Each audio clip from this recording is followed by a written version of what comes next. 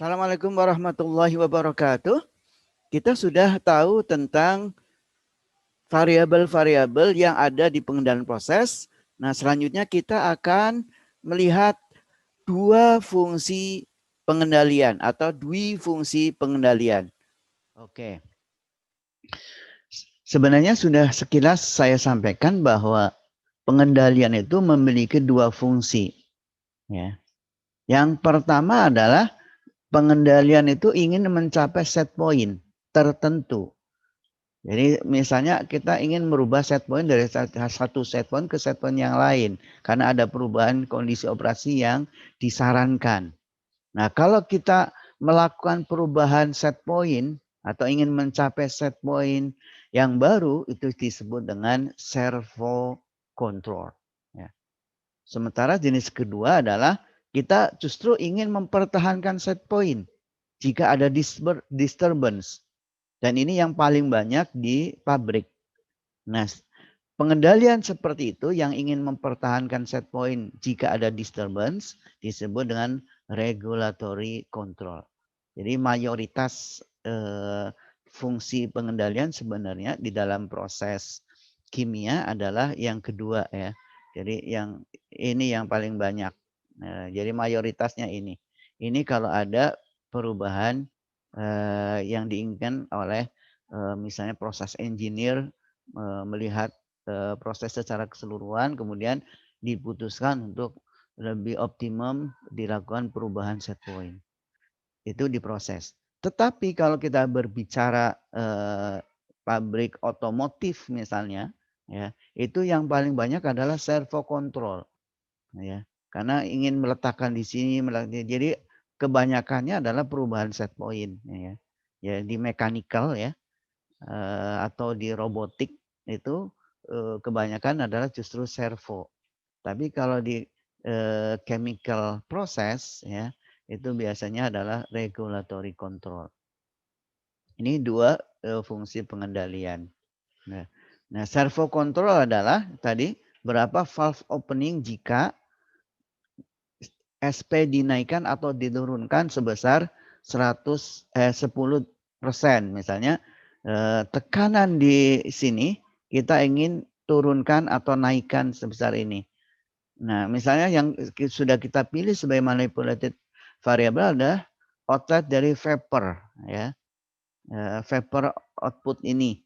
Berarti aktuatornya adalah VLV 103. Berapa bukaan valve-nya ini? Ini kita harus cari-cari, gitu ya.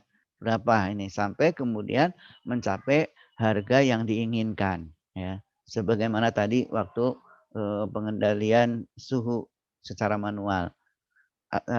Kemudian bisa saja bagaimana berapa valve opening ini VLV 104 jika kita ingin melakukan perubahan level ya. Levelnya kita ingin ubah gitu.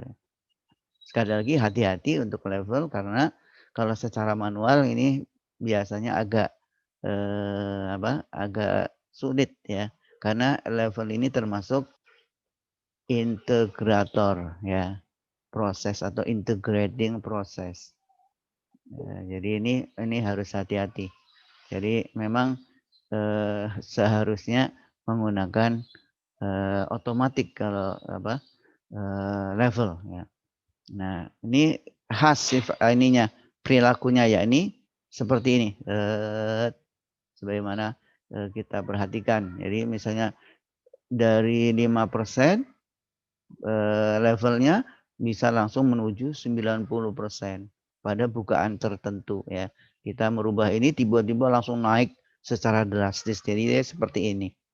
Ya, kalau secara manual memang ini akan terjadi seperti ini.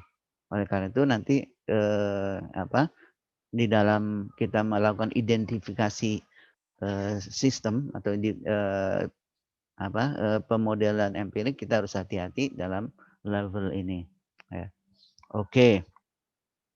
Nah tentu kalau regulatory control adalah ketika kita ingin mencari berapa valve opening jika laju alir steam atau water ya yang merupakan inlet ini Ini bisa jadi gangguan nih ya.